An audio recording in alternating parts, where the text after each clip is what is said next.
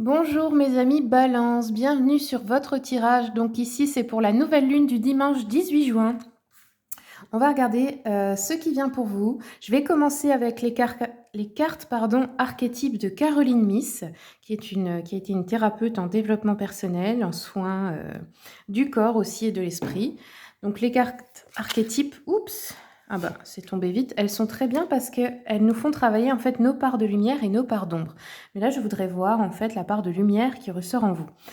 Donc là on a l'archétype de la mère qui est ressorti. Alors même si vous êtes un homme, eh ben, ça peut être en vous, hein. On a tous de l'énergie masculine et féminine, hein. On a des papas poules aussi des fois, hein. Ici, on nous parle de dévouement, de patience et d'amour inconditionnel envers quelqu'un peut-être, ou en général avec vos proches. C'est une personne, une part de vous qui se réjouit de faire naître la vie. Donc ça peut être réellement que vous allez devenir mère ou que vous jouez ce rôle pour tout le monde, pour vos amis, pour votre famille. Il y a des personnes, c'est dans leur nature, c'est comme ça, hein. Ça dépend de la place aussi qu'on a eue dans la fratrie. Souvent l'aîné se comporte comme ça naturellement. Bon, c'est pas toujours génial, hein. Il y a la part de lumière, mais il y a aussi la part d'ombre, hein. Parce que parfois ça fait souffrir aussi de s'occuper de tout le monde et puis que personne s'occupe de vous. Allez, on va regarder avec les oracles, l'oracle des messages de l'amour. Mes abonnés, oups, attendez, non, j'étais pas concentrée. Vous le savez, c'est pas trop mon truc, hein, les tirages sentimentaux, vous avez bien vu, j'en fais pas souvent, j'en fais même jamais. Mais j'aime bien cet oracle parce qu'en fait, il est centré sur l'amour de soi et le développement personnel. Et à mon sens, eh bien, ça commence par là. Alors, oui, bah, c'est bien ça qui voulait venir. On a la rupture sentimentale. Ouh! Alors, donc certains, certaines, hein, peut-être vous en avez vécu une qui vous a fait mal. Ça peut être une rupture du passé ou ça peut être une rupture qui arrive. On a de la colère, de l'incompréhension et de la crispation dans le corps. On vous dit, il y a parfois des moments où la rupture est inévitable. Vous vous sentez triste et en colère. Regarde, vous avez fait chacun de votre mieux, ou du mieux que vous avez pu en tout cas. Vous ne pouviez pas faire mieux à cet instant. Tu n'es pas responsable, il ou elle n'est pas responsable. Cette rupture arrive à un moment charnière de ta vie, elle t'affecte, mais dans quelque temps, elle t'apportera de nouvelles possibilités. Oui, en fait, ce qu'on veut vous dire ici, c'est que, évidemment, on a de mauvais sentiments et tout, mais si vous regardez de plus loin, euh, parfois quelques années après, on se rend compte, mais heureusement en fait que ça s'est terminé parce qu'après j'ai rencontré l'homme ou la femme de ma vie en fait. On n'était pas fait pour être ensemble. Et puis parfois, ben oui, on a des choses à apprendre ensemble, mais c'est pas forcément fait pour durer toute la vie. Euh, Ça sert à rien de s'en vouloir. Il faut se remercier parce qu'on a appris ensemble. Et moi, j'estime que quand on a aimé quelqu'un, on a toujours un respect quand même à garder, sinon c'est qu'on l'aimait pas, vous voyez? On va pas pourrir la personne après une rupture ou la critiquer et tout ça. Moi, je pense qu'il faut rester humble en fait. Faut pas tomber dans ce jeu-là.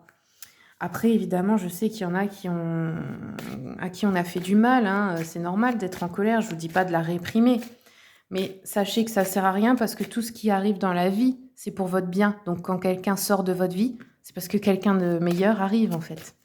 Je vais en prendre une petite deuxième pour ceux pour qui c'est pas le cas de la rupture. Alors, pour d'autres, on a l'ouverture du cœur. Regardez l'illustration comme c'est joli. Donc, on vous dit amour, rayonnement et abondance. Lorsque ton cœur est ouvert, tu attires à toi l'amour. Tu es sereine ou serein, calme et abordable. L'ouverture du cœur est un véritable exercice de conscience car tous les jours, ton cœur reçoit des piquants qui le blessent. Plus ton cœur sera ouvert, plus ton amour pour la vie sera grand. Et plus vous aurez d'amour pour la vie et pour vous-même, plus l'amour aussi entrera dans votre vie.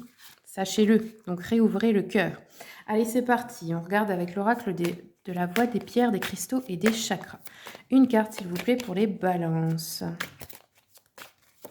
Alors, pour ceux qui aiment la lithothérapie, ici, on vous conseille cette pierre. Ouh là là, je ne sais pas si je vais réussir à le dire. Je vous montre du mortierite.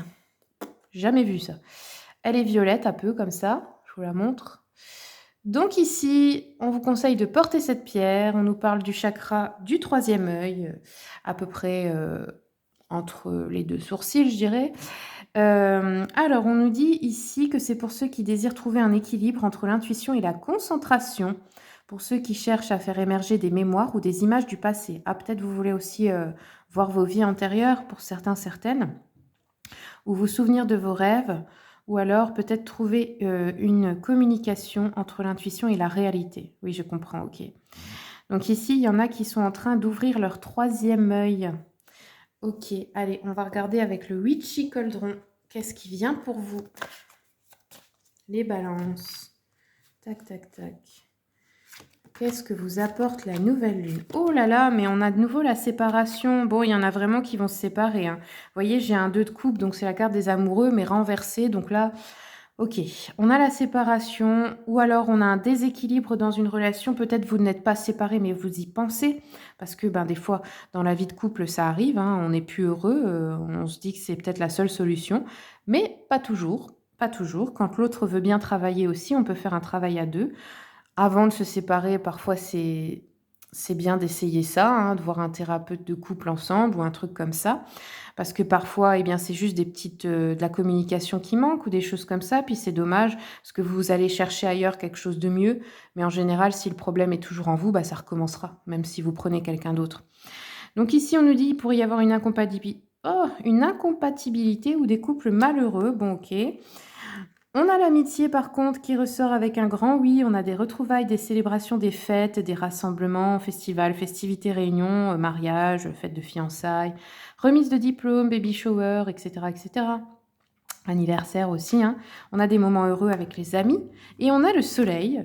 Donc ici, on a quand même de la positivité. Oh là là, j'ai du mal aujourd'hui. De la positivité, pardon. Peut-être aussi c'est parce que vous retrouvez une liberté, hein, on a du plaisir, du succès, de l'optimisme, de la vitalité, de la joie. Bon, des fois, la séparation, ça peut aussi apporter des bonnes choses. Pour ceux qui vont pas se séparer, des fois, ça peut être qu'on se sépare aussi, ça peut être une relation familiale ou amicale, c'est pas toujours dans le couple, hein.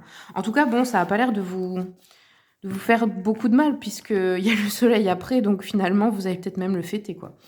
Voilà, mi-balance, c'est tout ce que j'ai pour vous. Si vous voulez une consultation, il y a mon mail sous la vidéo. Et puis, je vous souhaite, comme d'habitude, tout le meilleur.